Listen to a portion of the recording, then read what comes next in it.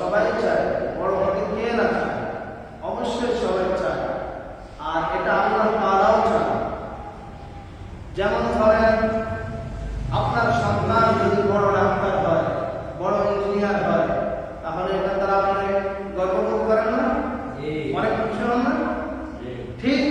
ভাবে আমরাও যদি বড় হতে পারি, আমরাও যদি বড় সম্মানিত হতে পারি, আমাদেরকে নিয়ে আমাদের মূল সৃষ্টিকর্তা মহান আলামিন অনেক খুশি হন। ফেরেশতাদের সামনে আপনার নাম ঠিকানা সবাই গর্ব করেন। কেন বলেন? যখন পৃথিবী শুরু হবে, আল্লাহ তাআলা মানুষ সৃষ্টির ইচ্ছা পোষণ করলেন ফেরেশতাদের সামনে, তখন ফেরেশতারা আল্লাহ তাআলাকে বলেছিলেন, আল্লাহ কেন সৃষ্টি করবেন মানুষ?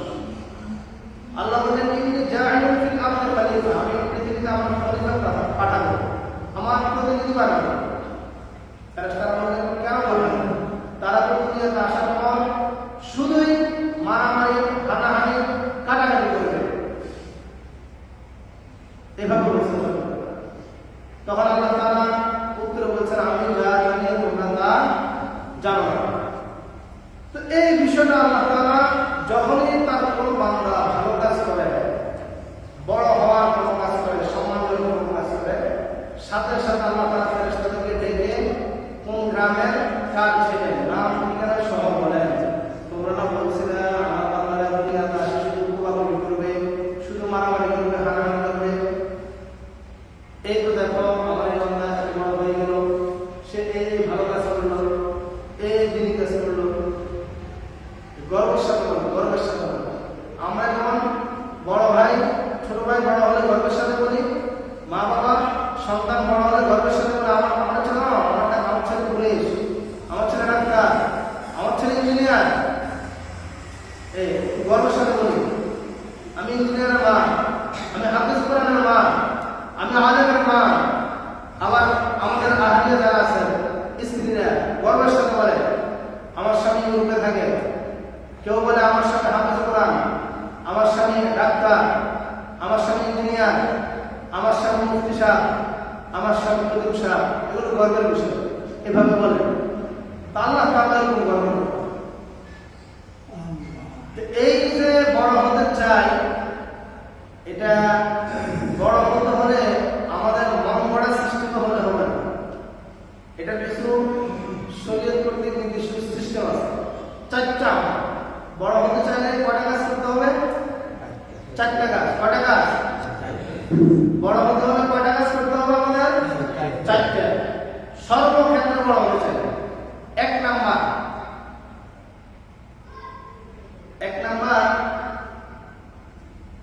বড় হতে চাইলে আপনাকে আগে অবশ্যই ছোট হতে হবে।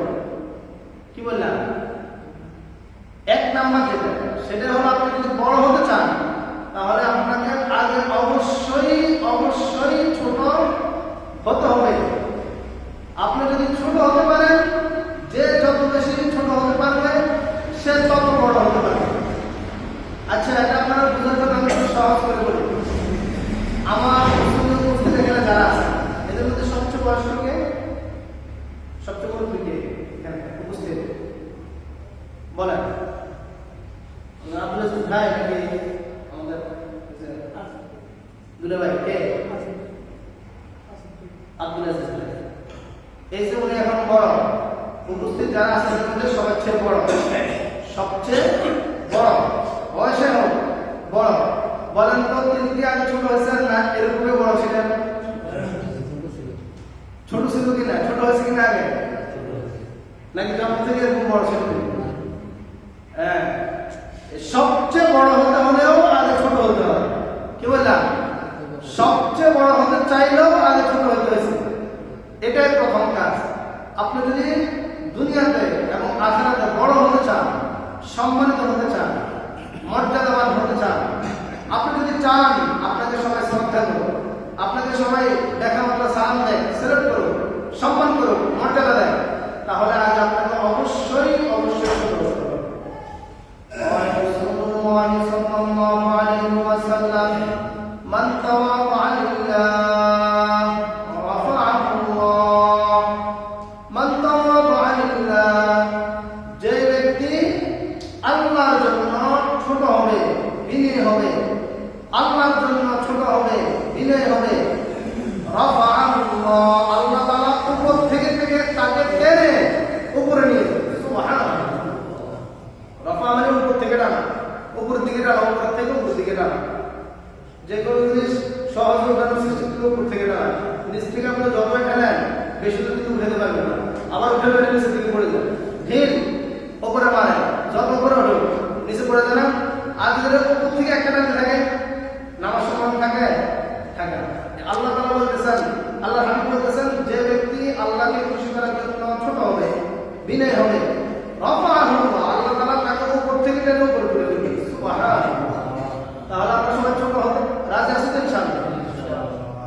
আপনি নিজেরাই বিবেচনা করেন না, একজন আপনাদের সমাজে একজনের দুজন মানুষ, দুজনের বড়, দুজনের বাড়িতে বিল্ডিং ঘর, অর্থ টাকা পয়সার অভাব নাই, এর মধ্যে একজন ছোট হয়ে থাকে, ভিন্ন হয়ে থাকে, সমস্যা থেকে মিশে থাকে, মানে সে যে এত সম্পদের মালিক, এত টাকার মালিক, এই যে একটা গর্বী ভাব, একটা অহংকার ভাব, বড়ত্ব ভাব, হামসামান ডাঙ্গরের নিচ, আমার চেয়ে বড় কে রে, এরকম যে একটা ভাব, এই ভাবটা সে দেখায়, সে নর্মাল স্বাভাবিকভাবে সবার সাথে আগের মতো সেও এইভাবে থাকে। আর একজন হুট করে বড় হয়েছে, ধনী হয়েছে, আল্লাহ তাআলা তারা একসান করে কিছু টাকা পয়সা দিচ্ছে, সম্পদ দিচ্ছে, এখন টাকার কাছে পাওয়া যায় না, তাকে কিছু ক্ষমতা দিচ্ছে, এখন সে বহু দূরে দূরে থাকে, মানে আপনাকে দমকে কোনো গুরুত্ব দেয় না। বলেন তো এই দুজনের মধ্যে আপনারা কাকে বেশি সম্মান করেন? আপনারা কাকে বেশি গুরুত্ব দেন, মর্যাদা দেন? বলেন। যে বড় লোক তবে বিনয়, বড় লোক তবে বিনয়, নম্র ভদ্র, সবার সাথে ছোট হয়ে থাকে, মিলেমিশে থাকে, এত বড় ভাবতে থাকে, ঠিক না?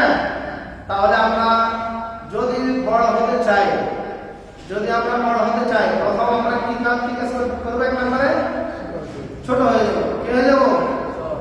ছোট হলে লস নাই, কি নাই? লস নাই। আচ্ছা বলেন তো, আমাদের নবীজি সাল্লাল্লাহু আলাইহি সাল্লামের চাইতে বড় মর্যাদাবান, বড় সম্মানের কি আর কেউ হতে পারে? কেমন মর্যাদা? আল্লাহ তাআলা রাসূল সাল্লাল্লাহু আলাইহি সাল্লামের মর্যাদা দিতে দিতে দিতে দিতে দুনিয়া থেকে পার করে আরশ আজিম পর্যন্ত তুলে দিয়েছেন। সুবহানাল্লাহ। উপর থেকে উঠায় রাসূল বিনয় হয়েছেন, বিনয় হইতে হইতে আল্লাহ তাআলা বিনয় উঠাতে উঠাতে আরশ আজিম দুনিয়া শেষ করে সাত আসমান পার করে আরশ আজিমের উপরে নিয়ে গেছেন। সুবহানাল্লাহ। আসার পরে রাসূল কি বিনয় দেখাচ্ছেন জানেন? সাহাবায়ে কেরাম যখন এই মর্যাদা কেন দিয়েছে এটা জিজ্ঞাসা করছেন, উত্তর তিনি বলছেন, আমি আল্লাহ তাআলার গোলাম, এই মর্যাদা দিয়েছে আল্লাহ তাআলা, আমি আল্লাহ তাআলার গোলামি করি। এই কারণে কোরআনের মধ্যে আল্লাহ তাআলা বলেছেন, সুবহানাল্লাযী আসরা বিআবদি। এই মেরাজের ঘটনা যখন বলছেন যে আরশ আজিম নিয়ে গেছেন, বলার সময় আল্লাহ বলছেন, আমি আমার বান্দারে নিয়ে গেছি। কারা নিয়ে গেছি? আব্দুল মানে বান্দা, আব্দুল মানে গোলাম, আব্দুল মানে দাস, আব্দুল মানে গোলাম, দাস, বান্দা। আল্লাহ বলছেন আমি আমার বান্দারে নিয়ে গেছি, অথচ পৃথিবীর সবচেয়ে সেরা তিনি, তার ব্যাপারে বলছেন আমি আমার গোলামরে নিয়ে গেছি।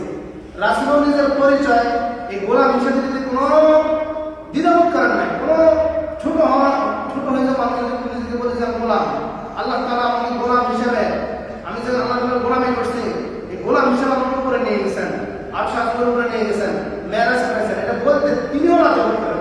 সুবহানাল্লাহ। তাহলে আমাদের কি আল্লাহ তাআলা লাভ আছে? ছোট হতে ইনশাআল্লাহ। এই যে আমাদের সমাজে বড় ঝামেলা হয় না, এর মূল কারণ এই ছোট ভাবটা আমরা দেখাতে চাই। যখনই হয় আপনার বয়সও ছোট, অথবা দিক দিয়েও ছোট, এরপর আমরা গ্রামের বসে কি ছোট দিয়েছে খাউন্ডে আছে, কিন্তু একটা মানে না দিতেছে একটা দেখ দেবো পারবে না, এরপর একটা দেখা দেবো, এই ভাবটা আমাদের ভিতরে গেছে। কি দরকার? আপনি এখানে ছোট হলে কি হবে? আজকে একটু ছোট হন, সমস্যা নেই, কিন্তু আল্লাহ তো আপনাকে বড় করবেন। এটা জল প্রমাণ আমাদের রাসূল সাল্লাল্লাহু আলাইহি ওয়াসাল্লাম। কিন্তু ইতিহাস সাক্ষী, আমরা নিজেরাও তো দেই। ইনশাআল্লাহ আমরা আল্লাহ করা শুরু করবো ইনশাআল্লাহ। আমার তো অনেকে শোনেন, বাকি আজকে থেকে ইনশাআল্লাহ দিন করবো ইনশাআল্লাহ, সবাই শুরু করবো তো ইনশাআল্লাহ। ছোট হওয়া, সবার সামনে ছোট হয়ে থাকা, একটু নরমাল ভাবে থাকা, এত অহংকার ভাব নিয়ে বড় বড় ভাব নিয়ে থাকা দরকার। নিজেকে যে বড় ভাবে বড় সে নয়, লোকে যাকে বড় বড় বড় সে হয়। আপনি নিজেকে বলার কি দরকার, বোঝার কি দরকার? আপনি ছোট হয়ে থাকেন, দেখবেন মানুষ আপনাকে বলবে। এটার জন্য একটা দোয়া আছে, নবী সাল্লাল্লাহু আলাইহি ওয়াসাল্লাম শিখিয়ে দিয়েছেন, আল্লাহুম্মা জাআলনি ফি আইনি সাগীরা, আল্লাহ আপনি আমাকে আমার চোখে ছোট বানায় দেন, ওয়াজআল ফি আইনি গায়রি কাবীরা, অন্যের চোখে আমাকে বড় বানায়। এই দোয়াটা আপনারা করতে পারেন। এই নিজেকে ছোট বানানোর জন্য যে একটা আমল দিলাম, বড় হতে চাইলে প্রথম আমল ছোট হতে হবে, এটা অর্জনের জন্য একটা দোয়া শিখে নেন। এটা আমার থেকে শিখে নেবেন, লিখে নেবেন, অথবা আপনি শিখে দেবেন বলে শিখে দেবেন ইনশাআল্লাহ। দোয়া বড় তো এই জন্য আমরা সম্ভব করে না। বাকি বাংলায়ও বললে বলতে পারেন, আল্লাহ তো সব ভাষা বোঝেন। বাংলায় বললে আল্লাহ আপনি আমাকে আমার চোখে ছোট বানায় দেন, বলেন সবাই আল্লাহ আপনি আমাকে আমার চোখে ছোট বানায় দেন, আমাকে ছোট বাবা থাকতে দেন, আর অন্যের চোখে আমাকে বড় বানায় দেন। বলেন অন্যের চোখে আমাকে বড় বানায় দেন, এটাই তো দরকার নাকি? আল্লাহ তাআলা আমাদের সকলকে করবেন। গেল একটা, বড় যদি হতে চাই ছোট হব আগে, এক নাম্বার। দুই নাম্বার, ছোট হতে হলে নিজে নিজে হওয়া যায় না। নফস শয়তান আপনাকে সুযোগ দিবে না। এই জন্য দুই নাম্বার যে পদ্ধতি এরা অবলম্বন করতে হবে, সেটা কি? যারা বড় তাদের সহযোগিতা থাকতে হবে। বড়দের কাছে গেলে তখন আপনারা নিজেকে ছোট মনে হবে, বুঝলেন নাই?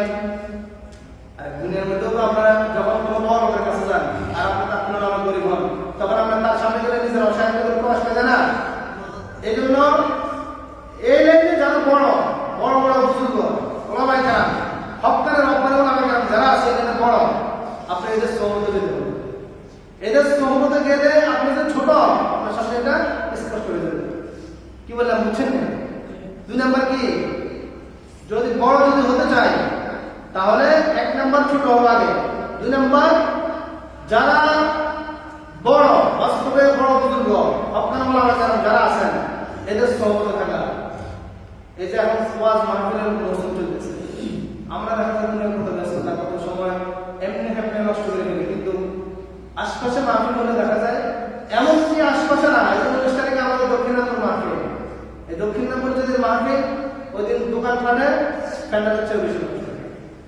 এটা তো আমাদের অভিজ্ঞতা, আর অভিজ্ঞতা না, বাস্তব সচক্ষে দেখা বিষয় বললাম, ঠিক না? আমরা এই যে কাছে চলে এসছে, গ্রামেও চলে এসছে মাহফিল, এরপর কিন্তু আমরা দেই না। তা আপনি যদি বড়দের কাছে না যান, তাহলে আপনি ওই জায়গায় ছোট হতে হবে, এটা শিখে এটা শিখবেন কিভাবে? তাহলে দুই নম্বর করণীয়, যদি আমরা বড় হতে চাই, আমাদের দুই নম্বর করণীয় কি? যারা বাস্তবে হক্কানে রব্বানি বড় ওলামায়ে কেরাম আছেন এদের সোহবতে যাওয়া। এদের সোহবতে গিয়ে যখন বড়ের কাছে যাবো তখন আপনার কাছে মনে হবে আর আমি কি আমল করি, আর আমি কি করলাম সাহায্য করবো। এখন কিন্তু এক একজনের ভাব মানে মনে হয় যে আমার থেকে বড় বেশি আমল করার বলা কি আর কেউ আছে? আমাদের এই ভাবে কিন্তু মৃত্যু চলে আসে। অথচ আপনি একজন বাস্তবে হক্কানি বুজুর্গ ওলামায়ে কেরামের সম্মুখে থাকেন, কিছুদিন থাকেন, আপনার সারা জীবনের আমলে কোনো মনে হবে ওনার একজন হিসেবে কিছুই না, একদম অনুষ্ঠানে চলে যাবে। এরপর উনি যেভাবে বিলীন হয়, এই বিলীনের ভাব দেখে আপনার মনে হবে আহারে আমি তো শেষ, আমার তো ধ্বংস হবে না। এই আফসোসটা আসলে তো আপনার পরিবর্তন সম্ভব, বুঝলেন না? আপনার কৃতকর্মে অথবা জীবনের যে সময় চলে গেছে এই সময়ের জন্য যদি একটু অনুশোচনা আসে, আফসোস আসে, তখনই তো আপনি নতুন পদক্ষেপ নিতে পারবেন। এই আফসোসটা আনার জন্য হলেও হক্কানি রব্বানি ওলামায়ে কেরামের কাছে যাওয়া। আলহামদুলিল্লাহ আমাদের পরামর্শ হবে এমনি জানুয়ারিতে, হয়তো জানুয়ারির প্রথম সপ্তাহে আমাদের মসজিদে পূজার সাহেবের বড় ছেলে হিসাব আসার সম্ভাবনা, আমরা পরামর্শ করবো এরপরে সিদ্ধান্ত। তো ওই সময় ওনাদের সাথে সহমত থাকবেন, অথবা মাঝে মাঝে তো আমরা আসলে মাহফিলগুলোতে আমরা বড় বড় হিসাবদেরকে আনি, মোটামুটি যারা হক্কানি আলেন, ওই যে টাকার ধান্দা মাছ করে এরা না, এটা ছাড়া যারা আসে নরমালি বাস্তবিক এদেরকে আনি। তো এদের সহমত থাকবেন। মাশাআল্লাহ অনেকগুলো তো দেখি মাশাআল্লাহ সমাজের সময় গুরুত্ব সহকারে এগুলো করবেন। দূরে যেতে না পারেন, কমপক্ষে কাছে আসলে ওই সময় কথা বলবেন। আর পারলে মাঝে মাঝে দূরে যাবেন, একদিন দুদিন 3-4 ঘন্টার জন্য যাবেন, যারা এটা ফাদা করে বলবেন। পারবেন ইনশাআল্লাহ? তাহলে বড় হতে চাইলে 2 নম্বর করণীয়, যারা বড় তাদের সহমতে যাবো ইনশাআল্লাহ। ঠিক আছে তো? ওই যে আমি তো একটা উদাহরণ প্রায় অনেকবারই দিয়েছি, বড় বড় বুজুর্গ কেরামদেরকে দেখলেও আপনার কোনো কিছু করার দরকার নাই, ওনার কথাও শোনার দরকার নাই, শুধু গিয়ে যদি এদেরকে দেখেন এর দ্বারাও আপনার অনেক লাভ হবে। কিভাবে? আপনার ছেলের পরীক্ষা শেষ, ঘুরতে পাঠিয়েছে, কোথায় গেছে? ঢাকা চিড়িয়াখানায়। কোথায় গেছে? চিড়িয়াখানায়। তার মনটা বেশি ভালো ছিল না, পরীক্ষা দিয়ে কিছু অবস্থা ছিল, পাঠাইছে চিড়িয়াখানা, দেখছে, ঘুরে আসছে।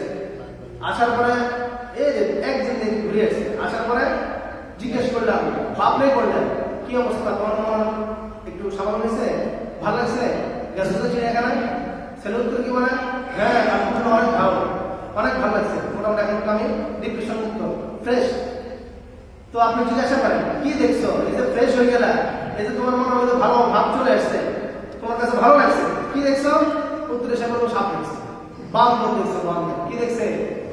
কি দেখে আসে তার কাছে ভালো লাগছে? বান্দর, সাপ, পাখি, এগুলো। বলেন, যদি বান্দর দেখে, বানর দেখে, সাপ দেখে, পাখি দেখে, হিংস্র প্রাণী, বাঘ, এগুলো দেখে যদি মনের ভাব পরিবর্তন হয়, ডিপ্রেশন মুক্ত হয়, তাহলে আল্লাহ আমাদের সহমতে যাওয়ার পর তাদেরকে এক নজর দেখার পরে দিনের ভাবটি পরিবর্তন হবে না? আপনার অবশ্যই অবশ্যই হবে, অবশ্যই হবে। এবং বাস্তবিক হয়। সাহাবায়ে কেরাম রাসূলুল্লাহ সাল্লাল্লাহু আলাইহি ওয়াসাল্লামের কাছে আসার পরে ওমর রাদিয়াল্লাহু আনহু একবার রাসূলের আলোচনা শুনে চলে গেছেন মসজিদের বাইরে, গিয়ে আবার আসছেন, এসে বলতেছেন, ইয়া রাসূলুল্লাহ, আমি মুনাফিক হয়ে গেছি। কি হয়ে গেছে? কে বলে? ওমর এবং সাহাবী, আমি মুনাফিক হয়ে গেছি। রাসূল সাল্লাল্লাহু আলাইহি ওয়াসাল্লাম বলে, কি করেন? তখন তিনি বলছেন, ইয়া রাসূলুল্লাহ, আপনার সামনে যখন ছিলাম আমার মনের অবস্থা ছিল একদম, মানে এই মাত্র এই মনে হচ্ছে এখন জানাতে চলে যাবো, এই জাহান্নাম আমার সামনে, এই আমার এই সমস্যা, এগুলো আমি দেখতেছি সব। কিন্তু এখান থেকে উঠার পরে আস্তে আস্তে কমে গেছে। তো মুনাফিকদের তো চরিত্র এরকমই, এক সময়ের ভিতরে থাকলে একটা পরিবর্তন হয়ে যায়। তো আমি মুনাফিক হয়ে গেছি। রাসূল বলছেন, না, এটা তো ইমানের আলামত। কারণ সহবতে থাকলে, হুজুরদের সহবতে থাকলে, আল্লাহ আল্লাহর সহবতে যতক্ষণ থাকবে ততক্ষণ ইমানের চান্স হয়তো সেটা একটু ভালো থাকে। বের হওয়ার পর আস্তে আস্তে কমতে থাকে চান্স, এটাই স্বাভাবিক। ইনশাআল্লাহ যাবো তো, ইনশাআল্লাহ আল্লাহ তাআলা আমাদের সবাইকে কবুল করুন। তাহলে বড় হতে চাইলে করণীয় চারটা, কটা গেল? দুইটা। এদিকে যারা আছে, প্রথমটা কি বলেন তো? আগে ছোট হতে হবে। বড় হতে হলে আগে কি হতে হবে? 2 নাম্বার। এদিকে যারা আছে বলেন, 2 নাম্বারটা কি? যারা বড় তাদের সামনে গিয়ে বুঝতে হবে যে আমি ছোট, তার সামনে গেলে অটোমেটিকলি আপনার বুঝা যাবে যে আপনি ছোট। বড়দের সামনে যেতে হবে, আল্লাহ হক্কানি রব্বানি ওলামা কেরাম যারা আছে সামনে যেতে হবে। 3 নাম্বার তাকওয়া, আল্লাহর ভয়। এটা দিলের মধ্যে আনতে হবে, দিলে রাখতে হবে, তাহলে আমি বড় হতে পারবো। এই তাকওয়ার অর্থ স্বাভাবিকভাবে ভয়, তবে ভয় হওয়ার একদম 2 ধরনের হয়। ভয় কয় ধরনের হয়? একটা হলো ডাঙ্গা বাড়ির ভয়, আরেকটা হলো ভালোবাসার ভয়, মহাব্বতের ভয়। ভয় 2 ধরনের, একটা হলো ডাঙ্গার ভয়, আরেকটা হলো ভালোবাসার ভয়। এই 2 ভয়ের মধ্যে পার্থক্য আছে। ডান্ডার ভয় যতক্ষণ ডান্ডা থাকে ততক্ষণ, বুঝলেন নাই? যতক্ষণ পিছনে আপনার লাড়ি ঘুরবে ততক্ষণ এই ভয়। আর ভালোবাসার ভয় যেটা, মহাব্বতের ভয় যেটা, এটা যে যাকে ভয় করেন সে আপনার সামনে থাকাও লাগে না, এটা এমনিতে অটোমেটিকলি সবসময় থাকে। ওই যে দেখেন না, আমাদের বেশি দূরে যাওয়া দরকার নেই, এই আমাদের বিশ্ব রোড অথবা কান্দিরবাড়ি এলাকার মধ্যে অনেক সময় অনেক জ্যাম থাকে, কিন্তু ওই যে ট্রাফিক পুলিশরা যখন তাদের ঠিকমতো কাজ করে, দায়িত্ব পালন করে, মুহূর্তের মধ্যে কিন্তু ফাঁকা হয়ে যেতেছে। এই যে বড় বড় এমপি মন্ত্রীরা মাঝে মাঝে আসে, ওই সময় রাস্তা সব দেখেন না, ফাঁকা থাকে, গাড়ি স্বাভাবিকভাবে চলতেছে, হয় না? এগুলো দেখেন না, হয় না? এগুলো হইতেছে কেন হইতেছে? ওই যে দাঁড়িয়ে আছে, আবার চলে গেছে, শেষ, এই মুহূর্তের মধ্যে জ্যাম লেগে গেছে। এই যে এখানেও কাজ করছে, কিন্তু কিসে কাজ করছে? ভয়টা কিসের ভয় ছিল? ডান্ডা বাড়ির ভয়, লাঠির ভয়। এগুলো যতক্ষণ ছিল ততক্ষণ, যাওয়ার পর আবার চেঞ্জ। আর আরেকটা হলো ভালোবাসার ভয়, ভালোবাসার মানুষ, মহব্বতের মানুষ। আমার কোন কথায় কষ্ট পেয়ে যায়, কোন কথায় সে রাগ করে ফেলে, এই ভয় যখন থাকে মাথায়, তখন আপনার ওই মহব্বতের মানুষ আপনার সামনেও থাকা লাগে। এই তাকওয়া মূল অর্থ হলো ভালোবাসার ভয়। আল্লাহ তাআলার প্রতি আমাদের কোন ভয় থাকবে? ভালোবাসার ভয়। ডান্ডা বাড়িটাও আছে, জান্নাতের ভয় এটাও লাগবে, তবে এর থেকে বেশি হলো জান্নাত পাওয়ার যে ভয়, জান্নাতের আশায় মহব্বতের যে ভয়, ওইটা।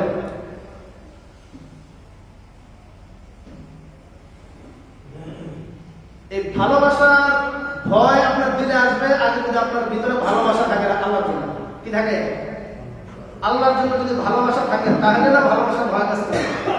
আপনি অমুককে ভালোই বাসেন না, তাহলে তার পিছনে বিপদ করলে শেখায়ত করলে সে মনে কষ্ট পাবে না কি পাবে, এগুলো আপনার চিন্তা করার দরকার আছে? আপনি তো তাকে দেখতেই পারবেন না, সে তার রাগ আর হস্কি। এই জন্য আগে ভালোবাসাটা কিভাবে হয় সেটা তো আমাদের বুঝতে হবে। ভালোবাসাটা মানুষের সাধারণত তিন ভাবে হয়। কাউকে দেখতে সুন্দর লাগে, এই সুন্দর লাগে দেখে ভালোবাসা একটা। দুই নাম্বার, কারোর কথা শুনতে ভালো লাগে। রং নাম্বারে কল আসছে, ভালো লাগছে, পরবর্তীতে দেখেন না দেখে ভালোবাসা হয়ে গেছে। মানে যুবক ভাইরা তো ভালোবাসে, ইচ্ছা করে রং নাম্বারে কল ওপার থেকে কোন মায়ের বয়সী বৃদ্ধা মহিলা কল রিসিভ করে গেলে এই আশা থাকে। এটাও কিন্তু একটা ভালোবাসার মাধ্যমে। কি কথা শুনলে ভালো লাগলে, যদি শুনেন বুড়াবুড়ির কথা শেষ, এরপরে কোনো কল থাকে। আর যদি কোমর কন্ডা হয় আবার দেয় আবার দেয়, এই যে একটা আস্তে আস্তে ভালোবাসা। আরেকটা কথা, তিন নাম্বার, একটা হলো কথা শুনলে, আরেকটা হলো দেখলে। তিন নম্বরটা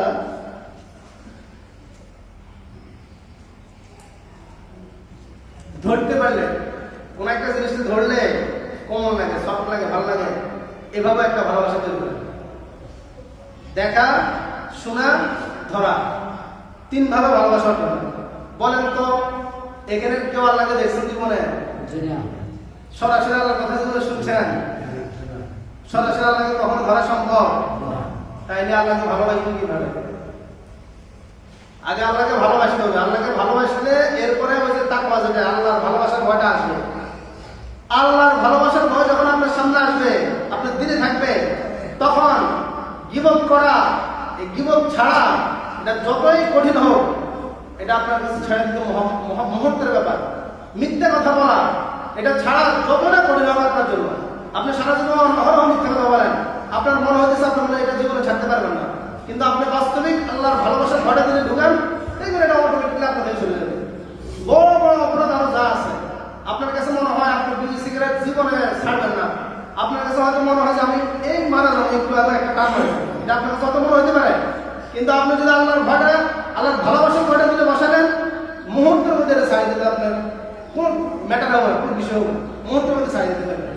তবে আগে আল্লাহর ভালোবাসার ভয়টা আনতে হবে। এমন ভালোবাসার ভয় যে আনবো, ভালোবাসা তো তিনটা অবস্থা, তিন কারণে ভালোবাসা হয়। কাউরে দেখলে, কারো কথা শুনতে ভালো লাগলে, অথবা ধরতে পারলে। আল্লাহ তো এই তিনটার বাইরে।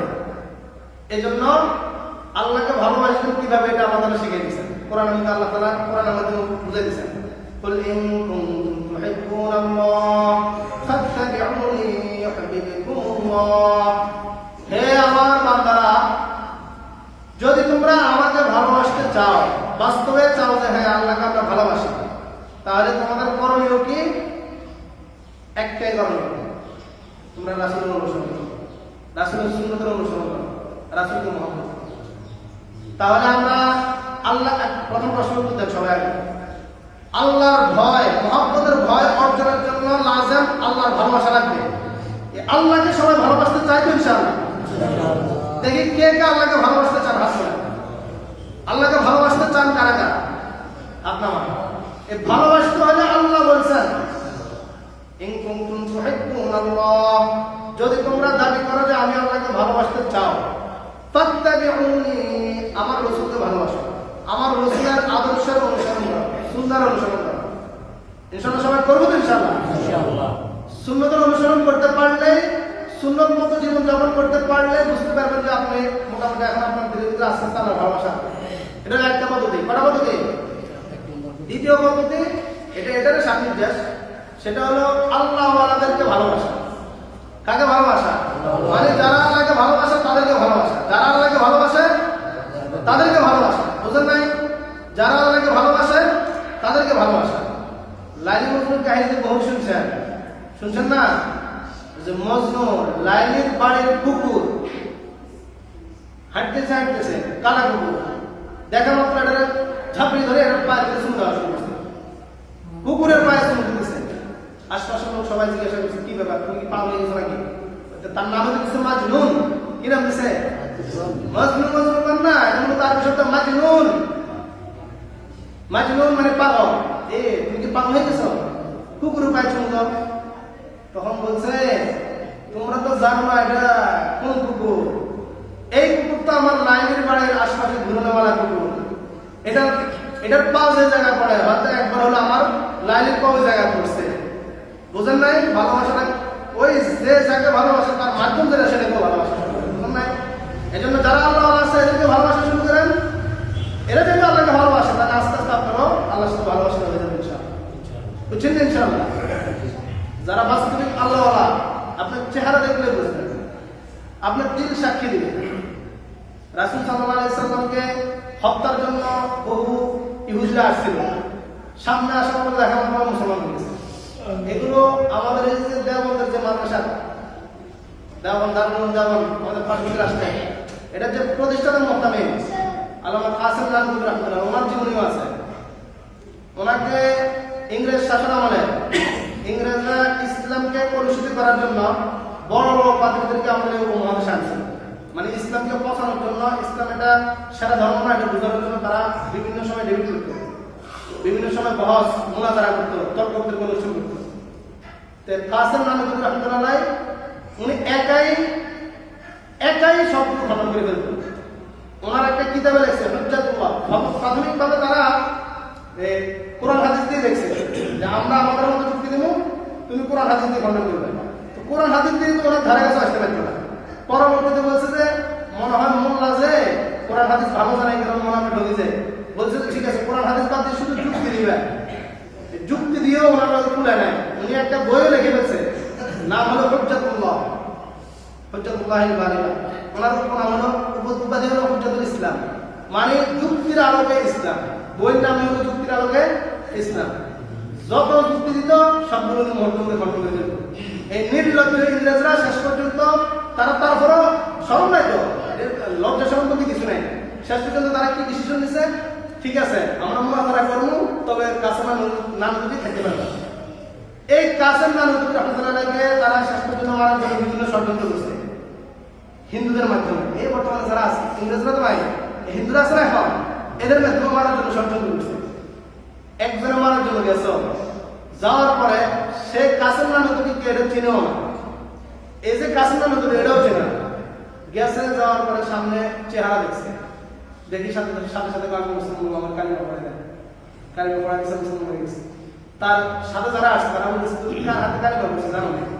কার হাতে? এটা তো কাসেম নানপুরি, এটা তো মাতৃ তুমি আসছে। সুবহানাল্লাহ, এটা হলো আমাদের আখিরাতের কাহিনী। আর রাসূলের যুগে এরকম বহু হয়েছে, আপনারা সব ঘটনা জানেন। রাসূলকে তরবারি মারবে এমন সময় বলতেছে মোহাম্মদ, ছুরি পুষ্পমুক্ত করে রাসূল ঘুমাইতেছে, গলার মধ্যে ছুরি ধরে বলতেছে মোহাম্মদ তোমার কেউ আছে না? রাসূল শুধু বলছেন আল্লাহ, এইসব করে কি বলছেন? সাথে সাথে তার শরীর কাঁপতে কাঁপতে হাত থেকে তরবারি পড়ে গেছে। এরপরে রাসূল তরবারি নিয়েছেন, নিয়ে বলছেন যে আবার তুমি কর, তোমার কেউ আছে? মুসলমান হয়ে গেছে। কি হয়েছে? বলতেছিলাম যে আল্লাহর ভালোবাসার ভয় আনতে হলে প্রাথমিকভাবে ডাইরেক্ট রাসূলের সুন্নাহগুলোর অনুসরণ। আর এটার সহজ একটা মাধ্যম আল্লাহওয়ালা যারা আছে এদেরকে ভালোবাসা। ইনশাআল্লাহ আমরা এই আমলটা করতে পারবো ইনশাআল্লাহ। কটা গেল? 3টা। বড় যদি হতে চাই আমাদের কটা কাজ করতে হবে? 4টা মোট। এর মধ্যে 1 নাম্বার আগে ছোট হতে হবে। এখানে যারা বড় আছেন সবাই আগে ছোট ছিলেন, এরপরে বড় হয়েছে, ঠিক না? এই জন্য বড় হতে চাইলে দুনিয়ায় চান আর আখিরাতে চান, আগে আপনাকে ছোট হতে হবে।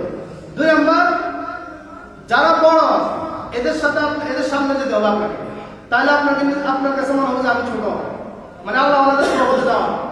আর 3 নাম্বার, আল্লাহর ভালোবাসার ভয় দিনে আনা। এই ভালোবাসার ভয় আনবো কিভাবে? আগে ভালোবাসা আনতে হবে। ভালোবাসবো কিভাবে? রাসূলের সুন্নাহর অনুসরণ এবং আল্লাহওয়ালাদের ভালোবাসা। আল্লাহওয়ালাদেরকে ভালোবাসলে সুন্নাহকেও ভালোবাসা হবে, রাসূলকেও ভালোবাসা হবে, কারণ আল্লাহওয়ালারা আপনাকে এগুলোই শিখাবে। যেখানে যেটা ওখানে এটাই হয়, বুঝলেন নাই? দেখবেন যে ভালোবাসার যত রোমান্টিক কবিতা আছে, এবার ইসলামিক হোক অনইসলামিক হোক, এগুলোর অধিকাংশ হলো ফার্সিতে মৌলিক ভাবে। ওই যে আল্লামা রুমি, শেখ সাদি, এগুলো সব পারস্যের। এটার কারণ কি?